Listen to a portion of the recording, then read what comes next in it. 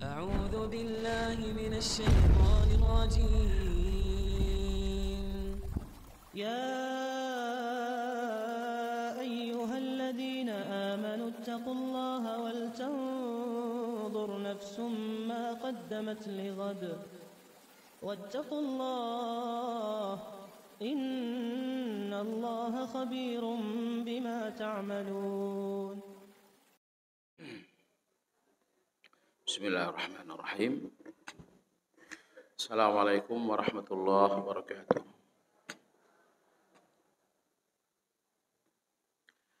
Alhamdulillah alladzi hadana lihadza wa ma kunna linahtadiya laula an hadana Allah. وأشهد أن لا إله إلا الله وحده لا شريك له وأشهد أن محمدا عبده ورسوله لا نبي بعده اللهم صل وسلم على محمد وعلى آله وأصحابه ومن اهتدى بهديه واستنى بسنته إلى يوم الدين.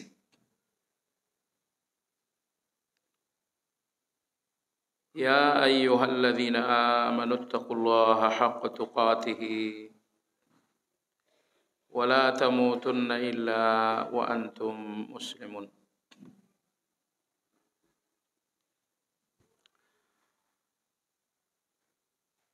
Jamaah sekalian rahimakumullah, kajian Asmaul Husna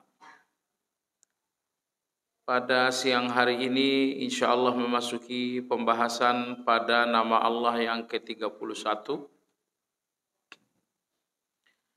yaitu nama Allah Al-Muhaimin. Al-Muhaimin. Di dalam Al-Quran, Al-Muhaimin dalam bahasa Indonesia berarti maha memelihara. Sebetulnya ibu-ibu sekalian, makna Al-Muhaimin lebih dari sekedar memelihara.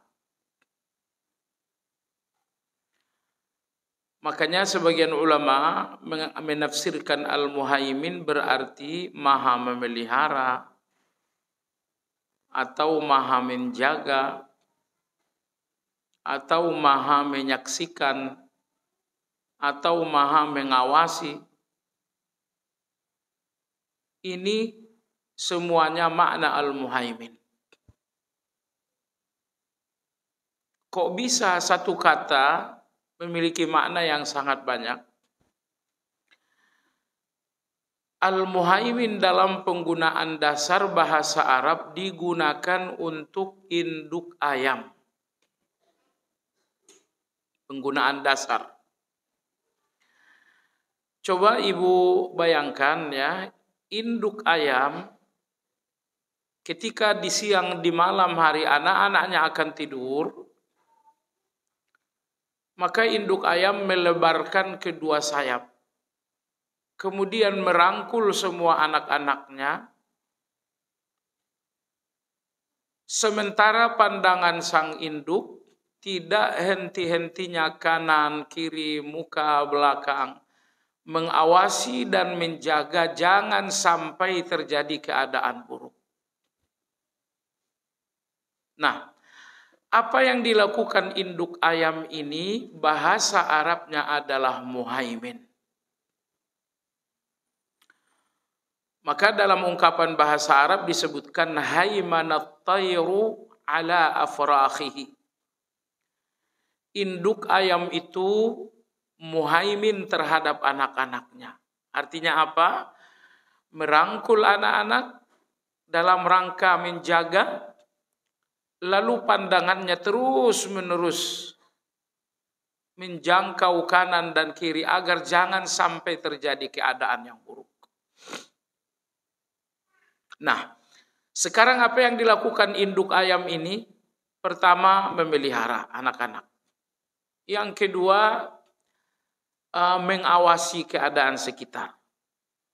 Dan yang ketiga, menjangkau kanan, kiri, muka, belakang. Itulah yang dilakukan induk ayam. Nah, dari penggunaan dasar ini kemudian Al-Quran menggunakannya untuk Allah Subhanahu wa Ta'ala. Maka Allah adalah Al-Muhaimin, artinya yang maha memelihara hamba-hambanya sambil terus mengawasi keadaan sekitar hamba, jangan sampai terjadi keadaan-keadaan yang buruk. Baik.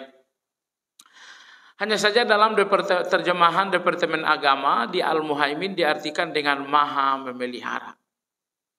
Sekali lagi, padahal arti Al-Muhaimin itu lebih dalam dari sekedar maha memelihara. Al-Quranul Karim menyebutkan nama Al-Muhaimin satu kali saja, yaitu pada ayat yang ke-23 dalam surat Al-Hasyr. Allah Subhanahu wa Ta'ala berfirman, Huwallahu alladhi la ilaha illahu. Dialah Allah, tidak ada yang diibadahi di dalam kebenaran kecuali hanya Dia. Siapa Dia? Al-Malik, yang maha berkuasa. Al-Quddus, yang maha suci. As-Salam, yang maha selamat dan maha memberi keselamatan. Al-Mu'min, yang maha memberi rasa aman. Al-Muhaimin, yang maha memelihara, maha menjaga, maha mengawasi. Itulah arti Al-Muhaimin. Adapun di dalam hadis, Al-Muhaimin tersebut dalam hadis sahih. Nabi kita sallallahu alaihi wasallam dalam hadis Abdullah bin Umar radhiyallahu anhuma bersabda, kata Abdullah bin Umar, aku melihat Nabi sallallahu alaihi wasallam berpidato di atas mimbar. Di dalam pidatonya Nabi sallallahu alaihi wasallam bersabda, ya'khudhul jabbaru samawatihi wa ardahu wa qabadahu biyaminihi. Nanti pada hari kiamat Allah akan genggam semua langit dan bumi dengan tangan kanannya, sambil Allah yuqabbiduha wa yabsutuha, sambil Allah membolak-balik langit dan bumi dengan tangannya. Sambil membolak-balik langit dan bumi dengan tangan Allah, Allah berfirman, Anar Rahman, akulah yang maha penyayang. Anal Malik, akulah yang maha berkuasa. Anas Salam, akulah yang maha selamat. Anal Mu'min, akulah yang maha memberi rasa aman. Anal Muhaimin, akulah yang maha menjaga dan maha mengawasi. Allah sebutkan nama-nama itu sambil terus-menerus membolak-balik langit dan bumi dengan di dalam genggaman telapak tangannya. Baik jemaah sekalian, itulah penyebutan nama Al-Muhaimin di dalam hadis Nabi sallallahu alaihi wasallam. Baik, penulis berkata, Al-Muhaimin berarti yang maha memelihara, maha menjaga, maha menyaksikan, dan maha mengawasi perbuatan makhluknya. Ini semuanya makna Muhaimin. Memelihara, menjaga, mengawasi. Karena induk ayam tadi merangkul anak-anak dalam rangka memelihara, menjaga, lalu menyaksikan dan mengawasi keadaan sekitar agar anak-anak dalam keadaan aman. Sehingga Al-Muhaimin artinya adalah maha menjaga, maha mengawasi. Ibu yang saya hormati, Allah menjaga Anda sambil terus mengawasi. Dalam arti, Anda tidak bisa menjaga dan memelihara kalau Anda tidak melakukan pengawasan. Seberapa maksimal Anda mampu mengawasi, semaksimal itu Anda bisa menjaga. Karena menjaga dan memelihara, sekali lagi sambil mengawasi keadaan-keadaan bahaya yang akan terjadi. Nah, kalau Anda tidak mengawasi keadaan-keadaan bahaya, berarti Anda nggak akan mampu menjaga dan memelihara. Nah, sekarang bagaimana Allah menjaga dan memelihara hamba-hambanya? Pertama, Allah menjaga hamba-hambanya dengan terus-menerus mengawasi dan menyaksikan keadaan yang melingkupi si orang hamba.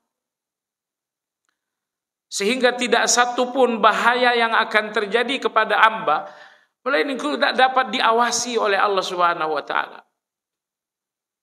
Rumah, ketika kita ingin menjaga rumah, kita mencoba mengawasinya. Kita gunakanlah misalnya CCTV dalam rangka mengawasi rumah untuk bisa menjaganya lebih maksimal. Maka menjaga, memelihara sambil terus mengawasi, ini dinamakan Al-Muhaimin. Baik jamaah sekalian, kita langsung ke bawah berdoa dengan nama Al-Muhaimin. Sebelumnya ibu sekalian yang saya hormati, kalau kita sudah memahami tafsir dari Al-Muhaimin yang maha memelihara dengan pengawasan yang sangat sempurna. Yang maha memelihara dengan pengawasan yang sangat sempurna. Kalau ini tafsir Al-Muhaimin, berarti kita harus merasa aman dalam penjagaan Allah. Kita harus bertawakal kepada Allah dalam segala keadaan-keadaan bahaya. Dalam segala keadaan-keadaan yang menentu. Dalam segala keadaan-keadaan buruk. Nah, ketika Allah itu maha memelihara, seakan Allah ingin mengatakan, kalian tuh penuh dengan bahaya. Hidup kalian itu penuh dengan ketakutan. Hidup kalian itu penuh dengan kelemahan. Kalian lemah, hidup penuh resiko, hidup penuh bahaya. Saat yang sama kalian sangat lemah. Maka Allah adalah Al-Muhaimin yang memelihara kalian penuh dengan penjagaan, penuh dengan pengawasan. Bapak polisi dan negara memelihara dan menjaga kita, tetapi dengan penjagaan yang lemah dan dengan pengawasan yang lemah. Sementara Allah Azza wa Jalla menjaga dan memelihara kita sangat sempurna dan dengan pengawasannya yang sangat sempurna pula. Nah, oleh sebab itulah ibadah hati Anda yang pertama terkait dengan nama Al-Muhaimin, pasrahkan segala ketakutan kepada yang maha menjaga itu. Kembalikan segala keadaan-keadaan yang menghantui kepada yang maha menjaga itu. Katakan kepada Allah, ya Allah, Engkaulah yang maha menjaga dengan pengawasanmu yang sangat sempurna. Dan akulah hamba yang sangat lemah. Akulah hamba yang selalu dalam ketakutan. Akulah seorang hamba yang selalu dalam ancaman bahaya. Al-Muhaimin, Engkau yang maha memelihara dengan pengawasanmu yang sempurna, peliharalah aku. Nah, ibu yang saya hormati, Anda tidak akan pernah merasa aman dengan segala penjagaan-penjagaan selain Allah. Misalnya pun Anda dijaga oleh seorang dokter untuk jangan sampai sakit, Anda nggak akan nyaman itu. Misalnya pun ada seorang pengawal yang hampir 24 jam menjaga Anda pun tidak aman. Kenapa demikian?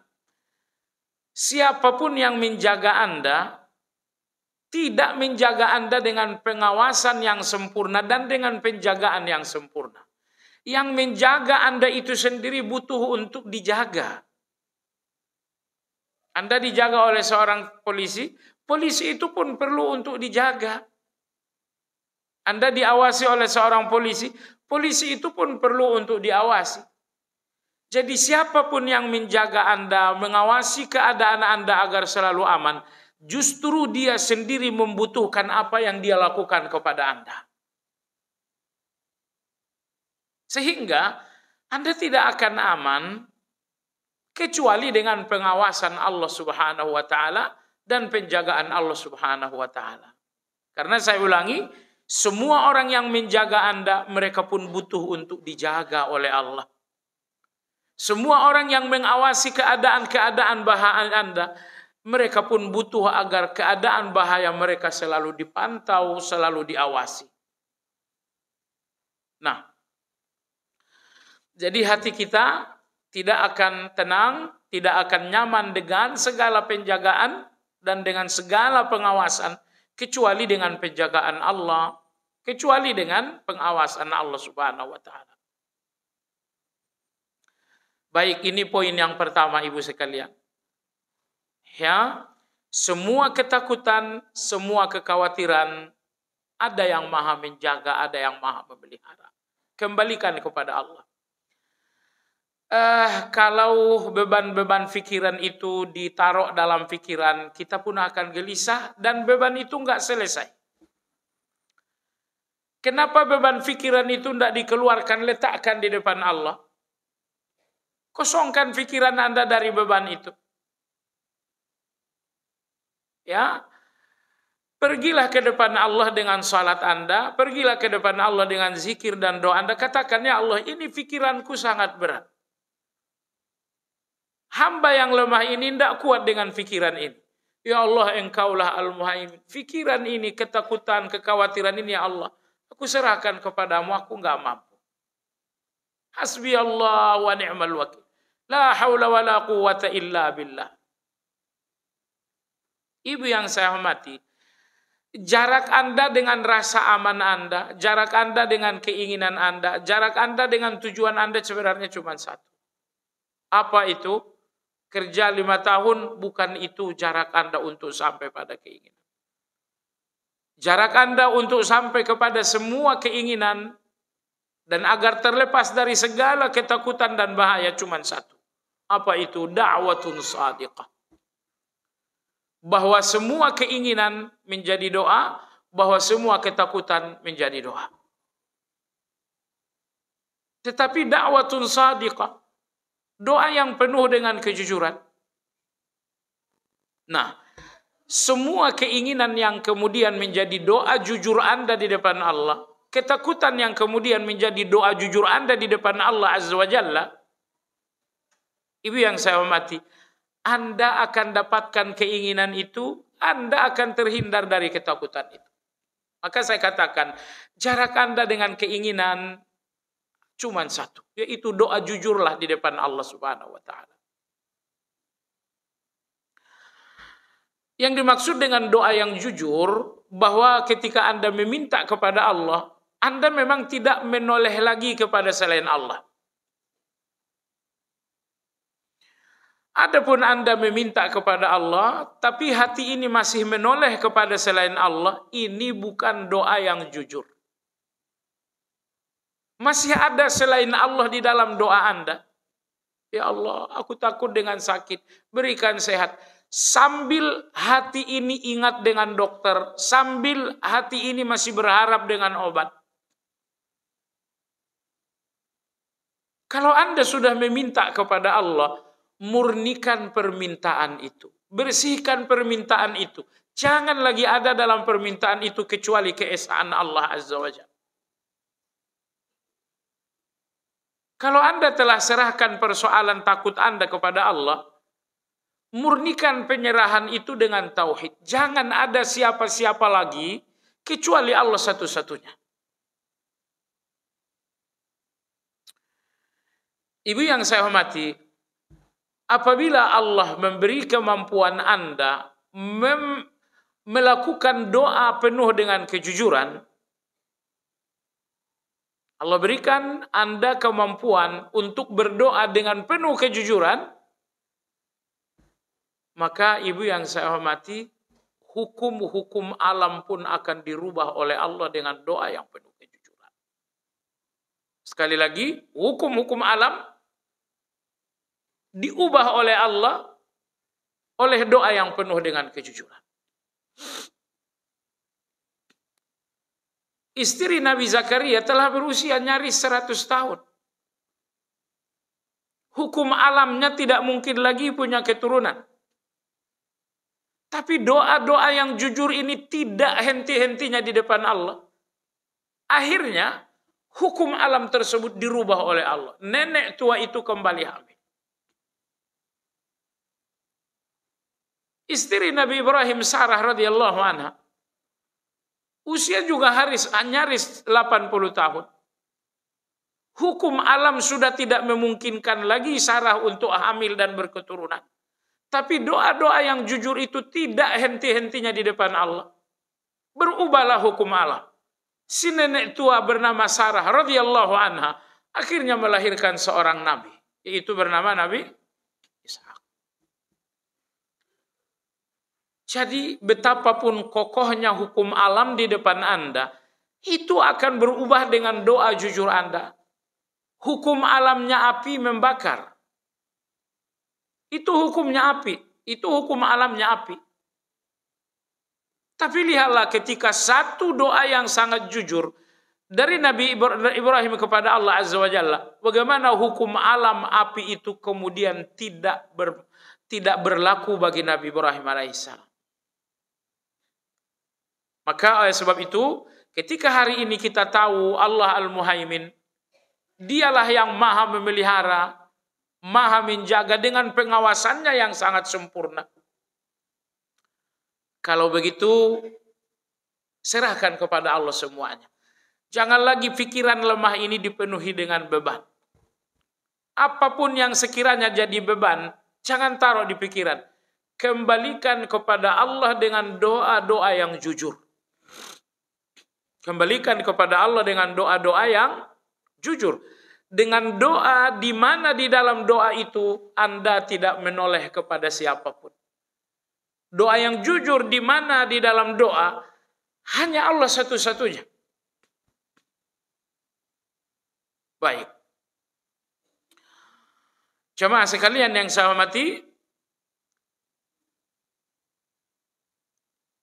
sebagian Nabi kita Shallallahu Alaihi Wasallam seperti disebutkan dalam riwayat yang sahih, kana Nabi Shallallahu Alaihi Wasallam idza hazabahu amrun fazi'a ila shalah. Apabila Nabi kita Shallallahu Alaihi Wasallam gelisah dengan satu persoalan, beliau akan banyak-banyak melakukan salat. Artinya salat ini adalah salah satu cara seorang hamba mendapatkan pertolongan Allah Tabaraka wa Ta'ala. Nah, cuman Anda tidak boleh memahami ini secara sempit. Apakah hutang piutang saya selesai karena saya salat? Apakah kesulitan saya akan berakhir dengan saya salat? Ibu yang saya hormati, tidak selalu seperti itu. Akan tetapi, apabila Anda sungguh-sungguh melakukan salat sunnah, di dalam kesulitan Anda, maka salat sunnah ini melapangkan hati.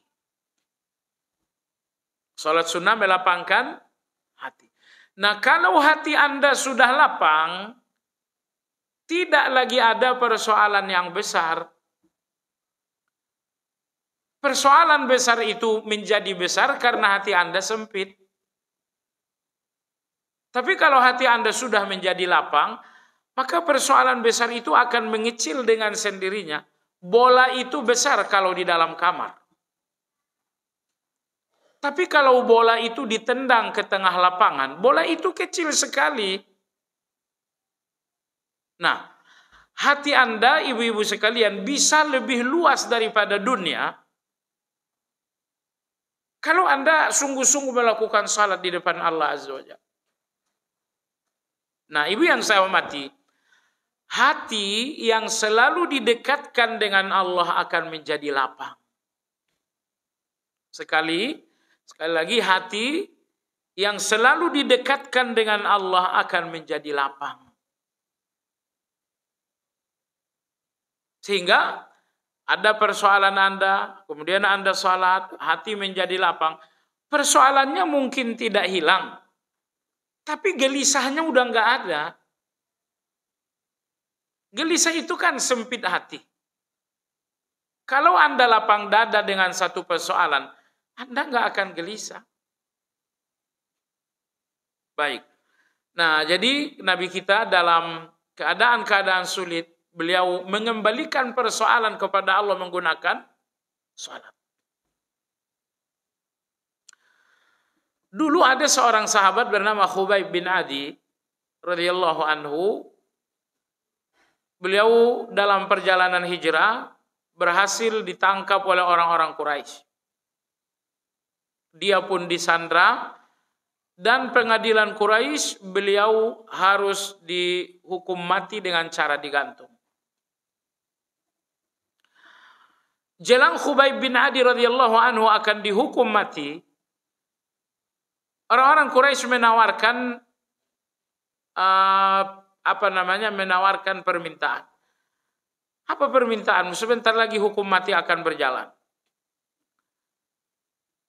Ternyata Khubayb radhiyallahu anhu beliau hanya meminta salat 2 rakaat. Setelah salat 2 rakaat lalu eksekusi berlangsung.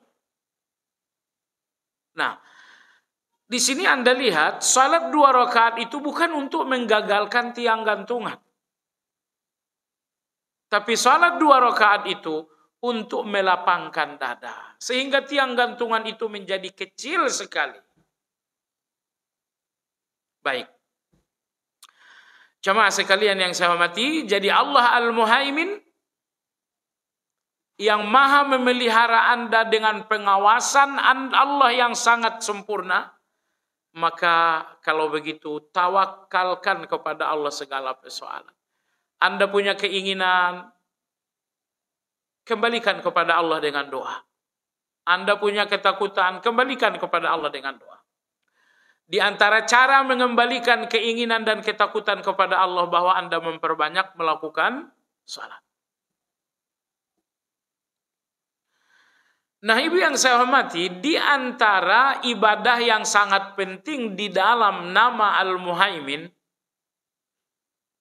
adalah ibadah muraqabah. Adalah ibadah muraqabah. Maka di buku Anda lihat penulis mengatakan doa ibadah yang pertama, Allah Ta'ala maha memelihara dan maha menyaksikan makhluk ciptaannya. Tidak ada yang tidak nampak baginya. Ini ibadah muraqabah. Ibadah muraqabah bahwa Anda sadar tidak ada yang tidak nampak bagi Allah. Semua lahiriah Anda jelas bagi Allah. Semua fikiran dan hati Anda jelas bagi Allah. Itulah muraqabah itu. Yaitu kesadaran penuh bahwa jelas bagi Allah lahiriah ini, jelas bagi Allah batiniah ini. Ibadah muraqabah ini adalah ibadah yang sangat agung di dalam Islam. Imam Ibnu Qayyim mendefinisikan muraqabah, kata beliau, dawamu ilmil abdi wa tayaqqunuhu bittila'ir rabbi. Yang dimaksud dengan muraqabah, kesadaran dan keyakinan Anda secara terus-menerus. Kesadaran dan keyakinan Anda secara terus-menerus bahwa Allah melihat Anda secara utuh. Allah melihat lahiriah Anda secara utuh, melihat hati dan pikiran Anda secara utuh pula. Ini yang dimaksud dengan muraqabah. Sadar, yakin. Sekedar sadar tapi tidak yakin, tidak dinamakan muraqabah. Akan tersusupi dengan dosa. Jadi hati tidak akan tercemar dengan dosa sepanjang hati ini selalu terisi dengan muraqabah. Yakni hati Anda sadar Allah melihat, hati Anda sadar Allah Maha tahu. Hati yang selalu sadar tentang Allah Tabaraka wa Ta'ala tidak akan dimasuki oleh dosa. Nah, ibu yang saya hormati, muraqabah itu adalah merasakan kehadiran sejumlah nama Allah. Anda rasakan hadirnya penglihatan Allah. Anda rasakan hadirnya pendengaran Allah. Anda sadari hadirnya kemahadekatan Allah. Anda rasakan hadirnya ilmu Allah. Ini yang dimaksud dengan muraqabah. Merasakan hadirnya sejumlah sifat Allah dalam diri kita. Saya rasakan ilmu Allah hadir dengan keadaan saya. Saya rasakan pandangan Allah hadir dalam segala keadaan saya. Saya rasakan bahwa pendengaran Allah hadir di setiap kata-kata saya. Saya rasakan bahwa kemahadekatan Allah hadir dengan segala keadaan saya.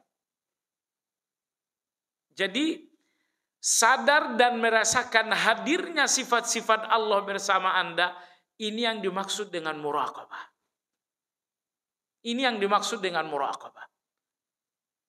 Sehingga Anda tidak pernah lalai bahwa Allah melihat saya, Allah mendengar saya, Allah mengetahui pikiran saya, Allah dekat dengan saya. Jadi ini ada 4 nama. Allah Maha melihat, Allah Maha mendengar, Allah Maha tahu, Allah Maha dekat. Keempat nama ini adalah 4 nama yang memberikan Anda muraqabah. Muraqabah artinya merasa diawasi oleh Allah Subhanahu wa Ta'ala. Baiklah jemaah sekalian yang saya hormati, muraqabah ini artinya Anda merasa diawasi Allah dengan ilmunya, dengan pandangannya, dengan pendengarannya, dengan kemahadekatannya. Ini muraqabah namanya.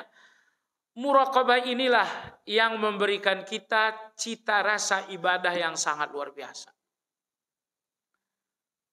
Makanya salat dengan muraqabah, salat yang penuh dengan kenikmatan. Tapi salat tanpa muraqabah adalah salat yang kering, gak ada rasanya sama sekali.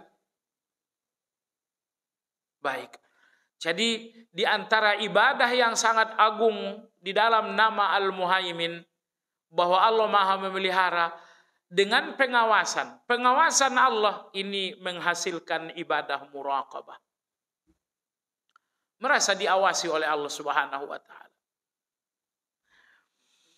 Allah Subhanahu wa Ta'ala berfirman dalam Al-Quran, wa kana Allahu ala kulli syai'in raqiba. Dan Allah Subhanahu wa Ta'ala Maha mengawasi segala-galanya. Jemaah sekalian yang saya hormati, Imam Ibnu Qayyim mengatakan muraqabah itu ada 3 tingkatannya. Yang pertama yaitu menyadari kemahaagungan Allah. Menyadari kemahaagungan Allah. Apabila hati Anda sadar dengan kemahaagungan Allah,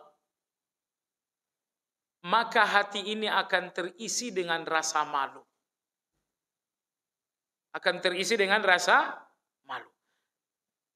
Di waktu salat, Anda rasakan gak agungnya Allah? Anda rasakankah betapa besarnya Allah Azza wa Jalla? Begitu Anda merasakan betapa maha agungnya Allah, maka hati Anda akan merasa malu dengan Allah Subhanahu wa Ta'ala. Dan dalam keterangannya ulama-ulama kita mengatakan rasa malunya hati dengan Allah ini adalah langkah pertama awal telah sampai kepada muraqabah. Langkah pertama, hati Anda telah sampai pada muraqabah ketika hati ini malu kepada Allah.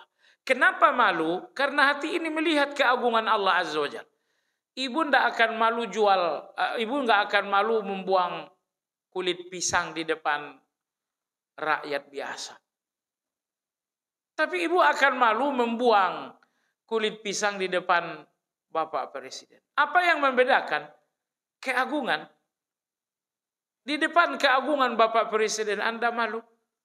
Tapi di depan rakyat jelata Anda tidak rasakan keagungan apa-apa, maka Anda pun tak malu.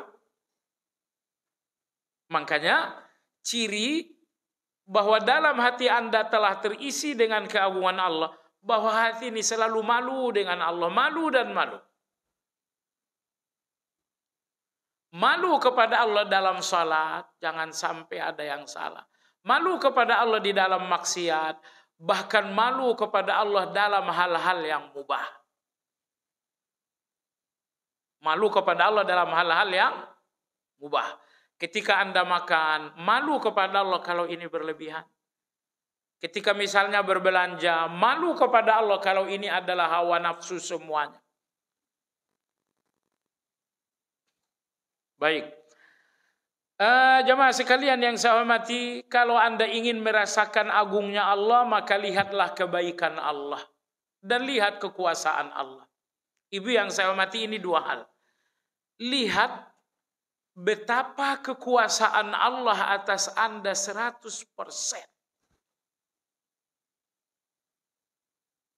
Ibu, kekuasaan suami atas ibu itu enggak 100%. Ibu bisa melepaskan kekuasaan suami.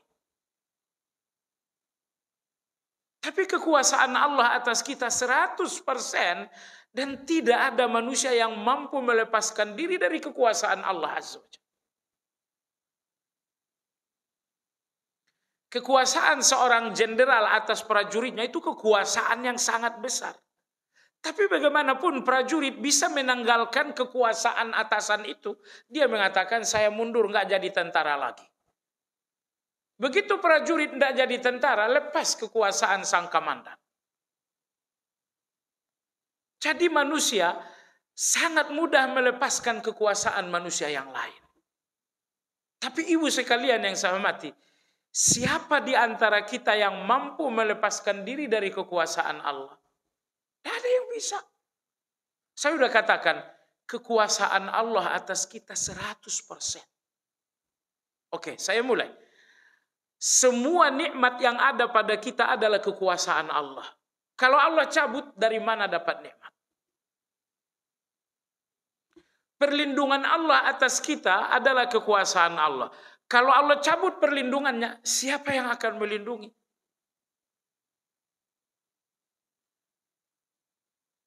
Siang dan malam, di setiap detik kekuasaan Allah itu ada pada kita. Jadi kekuasaan Allah itu 100%. Satupun kekuasaan Allah itu nggak ada yang bisa Anda lepaskan. Makanya tadi kita katakan bahwa muraqabah yang pertama adalah muraqabah karena melihat keagungan Allah. Ya Allah, betapa Engkau agung. Engkau agung ya Allah karena kekuasaanmu atas diriku 100%. Dalam segala-galanya Engkau berkuasa atas diriku. Lalu kekuasaan itu pun gak bisa dilepaskan sama sekali. Baik, apabila hati Anda telah terisi dengan keagungan Allah, dan Anda merasakan keagungan Allah setelah melihat betapa kekuasaan Allah atas Anda, satu kekuasaan Allah Anda cabut, Anda akan bahaya. Mata Anda adalah kekuasaan Allah. Sekiranya mata dicabut oleh Allah, Anda nggak bisa ngapa-ngapain. Jantung sehat Anda yang sekarang kekuasaan Allah atas Anda. Sekiranya itu dicabut oleh Allah, Anda mau ngapain? Nah, jadi itu keagungan Allah. Maka kalau keagungan Allah itu telah ada dalam hati seseorang, maka akan malulah kepada Allah di dalam berbuat baik. Kalau sampai kebaikan ini penuh kelalaian, akan malulah kepada Allah dalam melakukan kejahatan. Nomor 3, bahkan akan malu kepada Allah dalam hal-hal yang mubah. Ketika makan, malu kepada Allah. Ketika berbelanja, malu kepada Allah. Ini semuanya hasil dari sadar dan yakin atas keagungan Allah. Berikutnya kata Imam Ibnu Qayyim rahimahullahu taala, tingkatan muraqabah yang kedua, yang pertama, tingkatan pertama muraqabah terhadap keagungan Allah. Nomor 2 kata Imam Ibnu Qayyim adalah muraqabah terhadap kemahadekatan Allah Subhanahu wa taala. Rasakan Allah maha dekat. Sadari Allah Subhanahu wa taala maha dekat. Dan Allah katakan dalam Al-Qur'an, wa nahnu aqrabu ilaihi min hablil warid. Kami lebih dekat dengannya dibandingkan urat leher. Allah dekat dengan kita. Allah sangat dekat dengan pikiran kita. Allah sangat dekat dengan segala persoalan kita. Ini muraqabah yang kedua. Sadar betapa Allah tidak ada jarak dengan Anda, dengan pikiran Anda, dengan segala persoalan Anda. Kemudian muraqabah yang ketiga kata Ibnu Qayyim adalah menghadirkan hati yang penuh dengan kegembiraan dengan Allah. Ini dia. Muraqabah yang ketiga, ketika Anda selalu gembira dengan Allah. Ini waktunya salat. Oh, muncul gembira.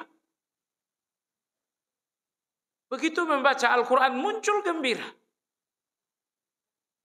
Saatnya dia berzikir, muncul rasa gembira. Kata Ibnu Qayyim rahimahullah, muraqabah yang ketiga adalah muraqabah di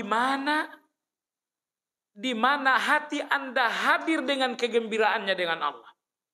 Hati ini bergembira dengan Allah ketika salat. Hati ini bergembira dengan Allah ketika berzikir. Hati ini gembira dengan Allah ketika tilawah. Nah, apabila hati ini telah sampai kepada kegembiraannya dengan Allah, gembiralah hati ini di waktu ruku. Gembira sekali hati ini di waktu sujud. Gembira sekali hati ini ketika menyebut nama Allah, alhamdulillahirabbil alamin. Kalau hati ini sudah sampai pada kegembiraannya bersama dengan Allah, ibu yang saya hormati, Anda bersama suami gembira. Anda bersama dengan anak-anak gembira. Anda bersama dengan keluarga gembira. Muraqabah menuntut agar kita pun gembira bersama Allah Subhanahu wa taala. Ya Allah, ada situasi bersama kita dengan Allah.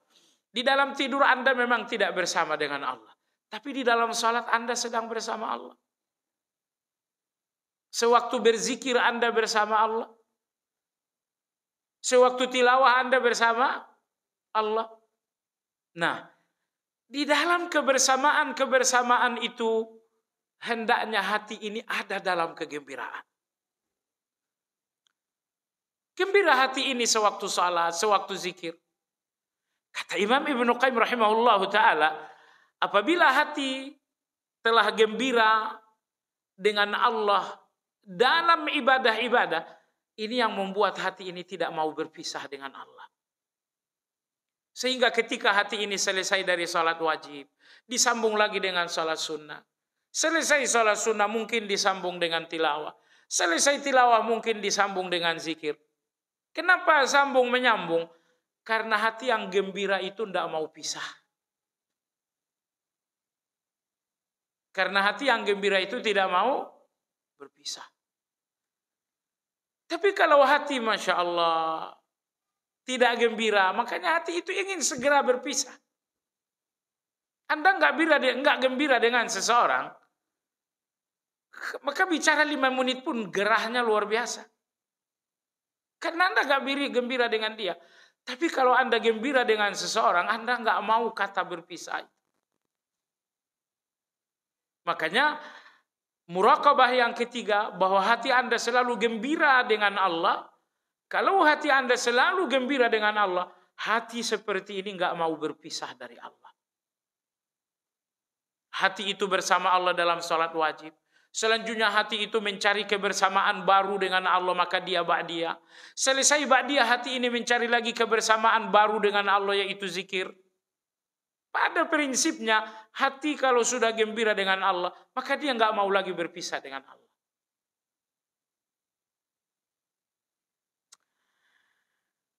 Ulama-ulama kita, ibu-ibu mengatakan, apa sih yang paling nikmat di dunia ini? Jawabannya cinta kan?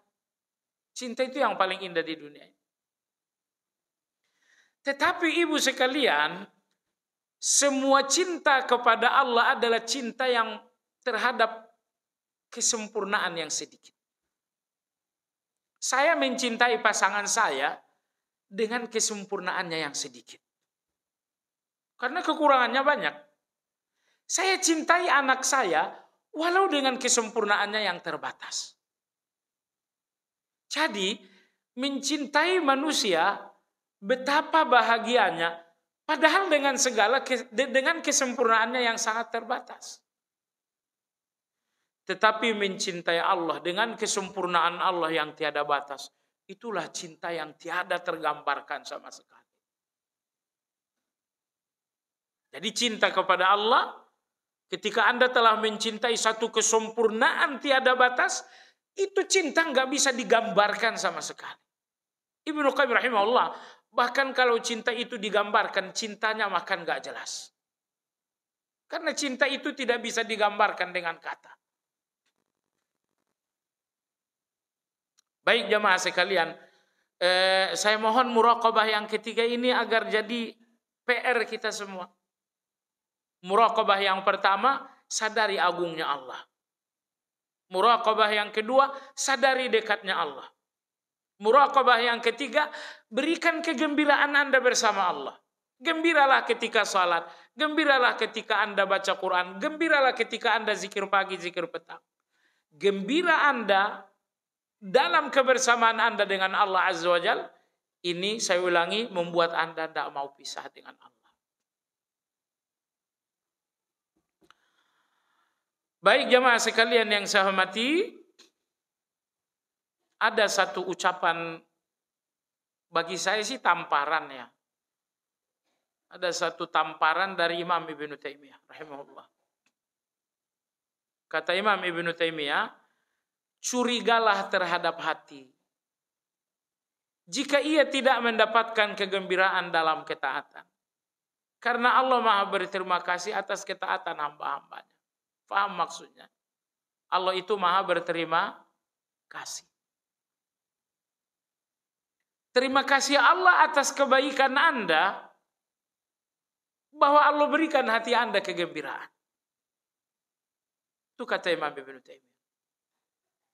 Terima kasih Allah atas ketaatan Anda, bahwa Allah buat Anda gembira. Ibu, kalau Anda ingin terima kasih dengan seseorang, bukankah Anda membuatnya gembira?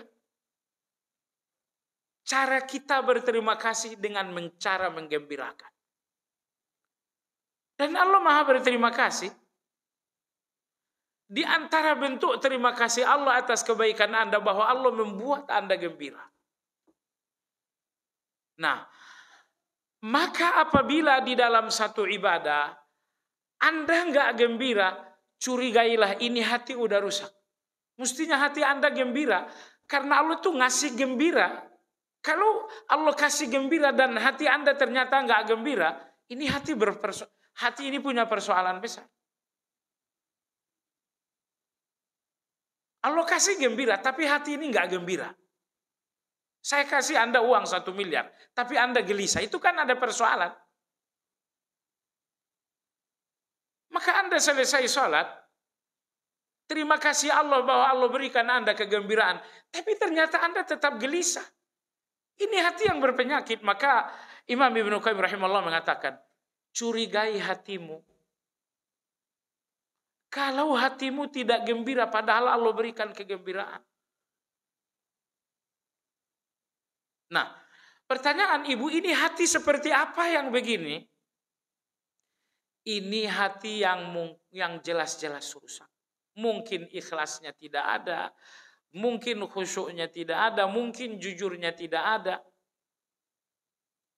Adapun hati yang bersih di dalam ibadah akan merasakan betapa gembiranya ibadah itu.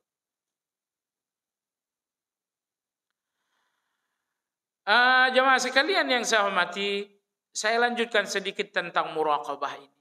Muraqabah artinya menyadari Allah melihat, menyadari Allah mendengar, menyadari Allah dekat dan selanjutnya. Hasil dari muraqabah, kata Ibnu Qayyim rahimahullah, kalau seseorang telah sampai di level muraqabah, maka di dalam hatinya tidak lagi ada syahwat yang berlawanan dengan Allah. Orang-orang yang muraqabah itu tidak pernah berlawanan dengan Allah. Allah mengatakan A, oh saya maunya B. Itu enggak terjadi. Karena di dalam muraqabah itu yang ada adalah keserasian. Apa Allah mau, itu saya mau. Apa Allah ridho, itulah ridhoku juga. Jadi, tanda paling nyata bahwa Anda telah sampai di kelas muraqabah, bahwa keinginan Anda nggak pernah bertolak belakang dengan keinginan Allah. Apa keinginan Allah aku ingin? Dan apa keinginanku yang Allah nggak ingin, saya pun tak ingin. Saya ingin ini, tapi Allah nggak ingin, ya udah saya nggak jadi ingin. Jadi orang-orang beriman selalu menghakimi keinginan mereka dengan keinginan Allah. Itu orang-orang beriman. Saya ulangi, ini ucapan Imam Hasanul Basri ya. Orang-orang yang beriman itu selalu menghakimi keinginan mereka dengan keinginan Allah. Misalnya saya ingin belanja A, inilah ingin saya. Allah ingin nggak keinginan saya ini? Ternyata Allah nggak ingin. Ya udah kalau gitu nggak jadi, saya juga nggak ingin. Ini orang-orang muraqabah.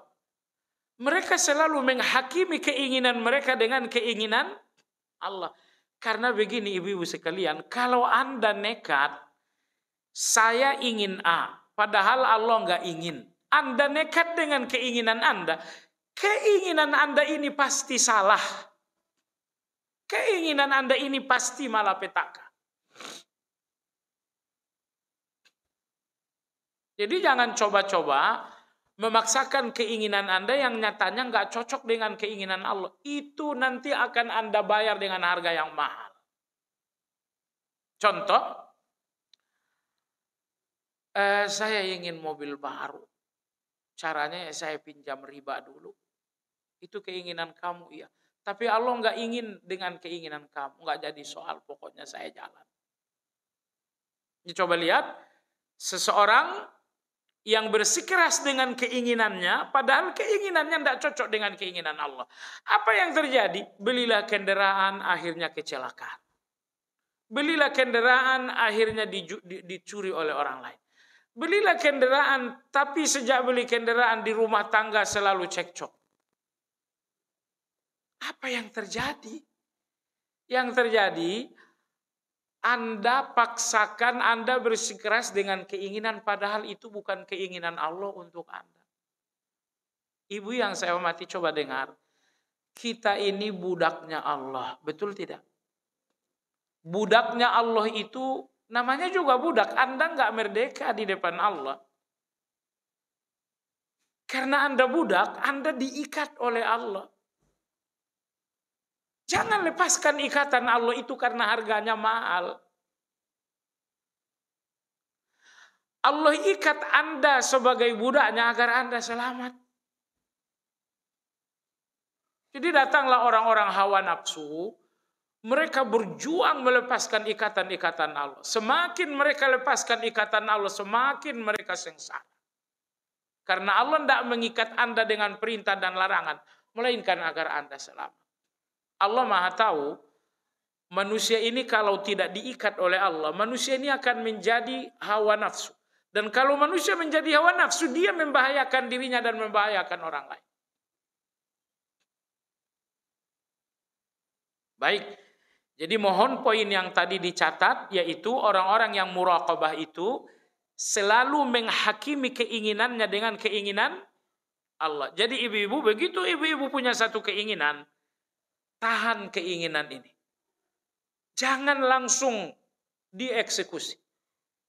Ini keinginan ini disidang dulu. Wahai keinginanku, kita perlu pengadilan. Apakah Allah menginginkanmu juga?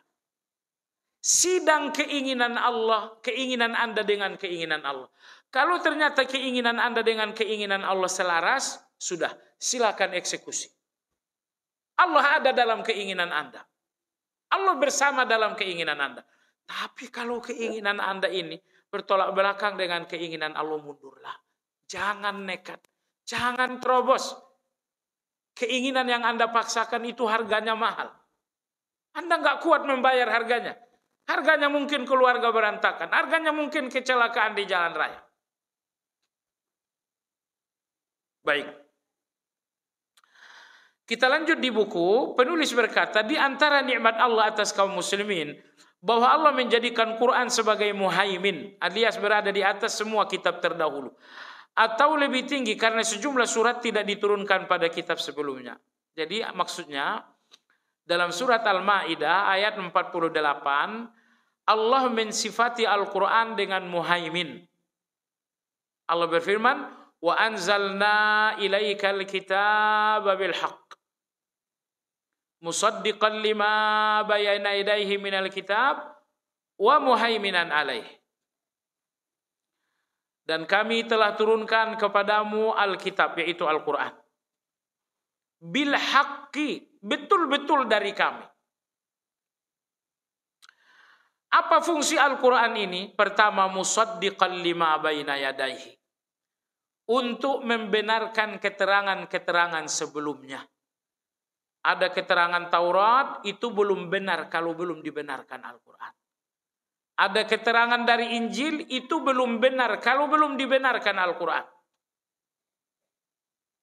Jadi Allah katakan, Taurat dan Injil itu tidak memberikan kebenaran kecuali kalau kebenarannya diakui oleh Quran. Dengan kata lain, Al-Quran dan Injil tidak bisa lagi menjadi kitab kebenaran. Maka Allah mengatakan, musaddiqan lima baina yadayhi, yaitu membenarkan. Di dalam Taurat dan Injil ada ajaran tentang tauhid, Al-Quran membenarkan itu. Dalam Taurat dan Injil ada ajaran tentang surga, ternyata Al-Quran membenarkan itu. Baik. Fungsi Al-Quran yang kedua atas kitab-kitab terdahulu adalah wa muhaiminan alaih. Muhaimin. Apa maksud muhaimin? Jawabannya adalah muhaimin artinya adalah menguji, memutuskan, menentukan. Itu arti muhaimin.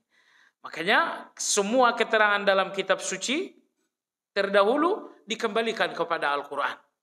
Karena Al-Quran ini muhaimin yang menjadi hakimnya. Keterangan Taurat ini berlaku atau tidak, Al-Quran muhaimin yang memutuskan. Ini keterangan Injil ini masih berlaku atau tidak? Al-Quran muhaimin. Al-Quran yang muhaimin yang menentukan dan memutuskan itu. Nah, oleh karena Allah Tabaraka wa Ta'ala menegaskan bahwa Al-Quran ini muhaimin. Al-Quran inilah hakim yang mengadili kitab-kitab sebelumnya. Karena kitab-kitab sebelumnya telah dirubah-rubah. Dan itu nggak bisa disangkal. Saya punya kenalan ya, dia pastor dan pastor terkemuka di Indonesia ini. Tapi kemudian beliau masuk Islam. Itu setiap tahun ada pertemuan internasional dalam rangka melakukan revisi terhadap kitab mereka. Setiap tahun. Nah, jadi oleh sebab itu, karena kitab mereka direvisi, karena kitab mereka diamandemen, maka Allah mengatakan Al-Quran ini adalah hakim yang memutuskan nilai kebenaran yang ada dalam kitab-kitab sebelumnya. Nah, dan ini kebanggaan bagi kita. Ini syukur bagi kita. Bahwa kitab suci kita originalitasnya dijaga oleh Allah Azza wa Jalla. Karena originalitas, karena keasliannya dijaga oleh Allah, maka kitab kita Al-Quran yang menjadi hakim terhadap kitab-kitab sebelumnya. Cara dengan Al-Quran yang masih belum akrab. Karena dengan Al-Quran ini sebagian orang sekali seminggu, ada juga yang sekali setahun. Jadi saya pikir, saya kemarin dengar seorang bernama Muhammad Syahid. Beliau bercerita, kata beliau, saya liburan musim panas di Madinah. Saya ke Madinah dalam rangka liburan musim panas. Dan saya selalu salat di pintu dekat dengan makam Baqi. Yang menarik kata beliau, kalau sudah jam 9 pagi, selalu ada bapak-bapak yang masuk, salat 2 rakaat, lalu baca Quran sampai zuhur. Nanti selesai zuhur baca Quran lagi sampai asar. Habis asar baru pulang. Nah besok datang lagi jam 9 dengan aktivitas yang sama. Selesai asar pulang. Ini yang dilakukan bapak-bapak ini setiap hari. Akhirnya kata Muhammad Syahid, saya mencoba mendekati. Saya bilang, Bapak setiap hari baca Quran seperti ini? Kata dia, iya Bang. Setiap hari begini saya dengan Al-Quran. Kalau udah jam 9 saya ke masjid, salat tahiyatul masjid, lalu baca Quran sampai zuhur. Zuhur, ba'diyah zuhur, baca Quran lagi sampai asar. Ini kegiatan saya setiap hari. Muhammad Syahid tadi bertanya, berapa kali Anda hatam Quran? Beliau mengatakan, per 3 hari saya udah hatam Quran. Itu berarti sehari berapa? Sehari berarti 10 juz. Jadi per 3 hari saya sudah hatam Quran. Si Muhammad Syahid ini bertanya lagi, ini udah berapa lama? Kata dia sekarang sudah masuk tahun yang ke-45. La haula wala quwwata illa billah. Ternyata bukan 5 hari, Ibu. Ini tahun yang ke-45, hatam Quran per 3 hari, 5 tahun. Nah, kita orang Indonesia atau saya lah dulu, saya berpikir ini gimana kerjanya? Gimana nyari makannya? Ibu, kalau memang gak ada yang dikorbankan, gak akan ada yang didapat. Sekali lagi, kalau Anda nggak siap berkorban, berarti siap tak dapat apa-apa. Nah, bapak-bapak ini memang mengorbankan, sehingga dia mendapatkan yang besar. Dia cari makan apa adanya, selesai asar dia pergi kerja, sampai isya ya sudah. Sedapatnya. Dia mengorbankan dunia dan memang dia mendapatkan akhirat. Nah, kita nggak mau korban, tapi pengen dapat, itu kan nggak sejalan. Nah, saya kira kisah ini membuat kita kagum. Mudah-mudahan kalau tidak hatam sekali 3 hari, hatam sekali sebulan lah. Baik jamaah sekalian, saya sangat yakin ibu-ibu sekalian, keadaan dan kondisi hati kita sangat-sangat berubah drastis seandainya 1 halaman Al-Quran saja setiap hari. Ya, 1 halaman saja setiap hari. Pagi hari sehalaman, setiap pagi 1 halaman, 1 halaman, 1 halaman. 1 halaman mushaf saja setiap hari, insya Allah hati kita ini akan sangat jauh berubah. Hati kita ini sangat sehat sekali. Nah, jadi tadi penulis mengatakan bahwa wa anzalna ilaikal kitaba bil haqqi musaddiqan lima baina yadayhi minal kitabi wa muhaiminan alaihi. Kami turunkan kepadamu Alkitab, yaitu Al-Quran, bil haqqi, penuh dengan kebenaran. Musaddiqan lima baina yadayhi, untuk membenarkan keterangan-keterangan yang ada pada kitab sebelumnya. Wa muhaiminan alaihi, dan sebagai ujian ataupun hakim atas kebenaran kitab-kitab sebelumnya. Baik. Ibu sekalian, sampai di sini pembahasan kita nama Allah yang ke-31 yaitu Al-Muhaimin. Insya Allah yang akan datang adalah nama Allah yang ke-32 yakni Al-Aziz, berarti Maha Perkasa. Ya, bagi ibu yang ingin bertanya dipersilakan.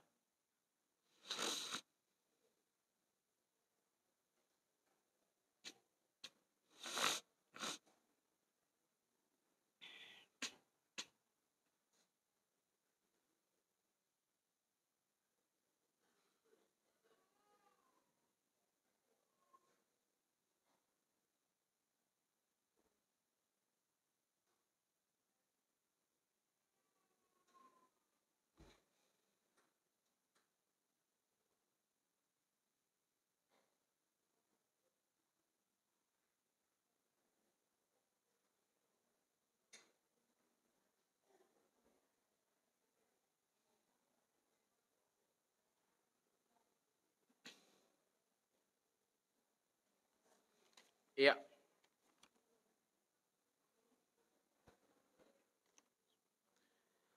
Kapan waktu tepatnya atau pukul berapa yang afdal melaksanakan salat fajar atau subuh atau qabliyah? Apakah setelah pukul 5 pagi dapat melakukan salat subuh atau qabliyah?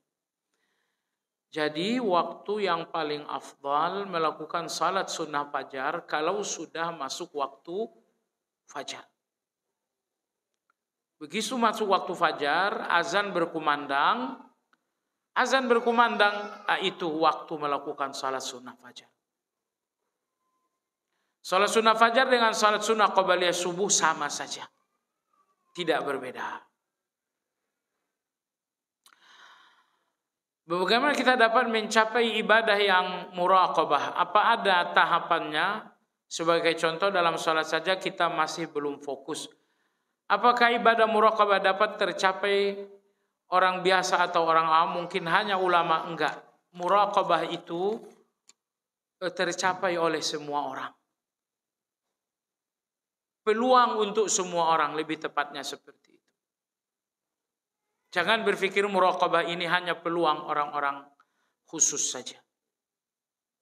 Nah, lalu pertanyaannya, sebesar apa peluang saya untuk muraqabah? Jawabannya, sebesar nilai qalbun salim. Karena Imam Fudail bin Iyad mengatakan, hati yang bersih akan mudah sampai kepada ibadah-ibadah hati.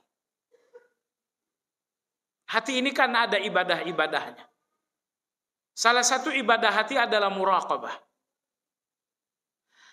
Namun ibadah hati seperti muraqabah akan tumbuh apabila hati itu bersih. Khusyuk itu ibadah hati. Akan tumbuh apabila hati itu bersih. Ikhlas itu ibadah hati. Akan tumbuh kalau hati itu bersih. Nah, ibadah-ibadah hati semuanya akan tumbuh dengan subur kalau hati kita salim, kalau hati kita bersih. Adapun hati kita kotor, berarti ibadah-ibadah hati tidak akan tumbuh.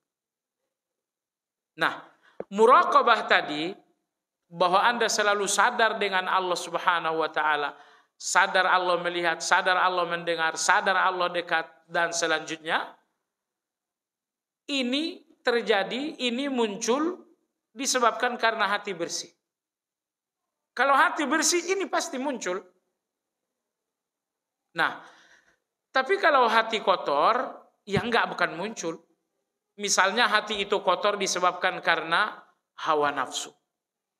Misalnya hati itu kotor disebabkan karena syirik, karena dendam. Semua kotoran-kotoran hati akan menghalangi ibadah hati seperti muraqabah dan selanjutnya. Kalau begitu, tugas yang pertama kali kita lakukan adalah bersihkan hati ini. Bersihkan dia. Bersihkan hati ini dari semua yang tidak dicintai oleh Allah. Apa yang Allah nggak suka, jangan letakkan dalam hati. Nah, kalau hati telah bersih dari segala yang Allah nggak suka, maka akan tumbuhlah muraqabah, akan tumbuhlah khusyuk, akan tumbuhlah tawakal, akan tumbuhlah ikhlas, akan tumbuhlah sabar, akan tumbuhlah syukur dan selanjutnya. Jadi kata kuncinya adalah semua ibadah hati akan tumbuh saat hati telah bersih. Wallahu a'lam. Ada pertanyaan lain? Baik. Demikian, tidak ada pertanyaan lagi nampaknya. Sampai di sini kajian kita. Semoga bermanfaat. Kita sudahi dengan zikir kafaratul majlis. Subhanakallahumma bihamdika. Asyhadu an la ilaha illa anta astaghfiruka wa atubu ilaik. Alhamdulillahi rabbil alamin. Assalamualaikum warahmatullahi wabarakatuh.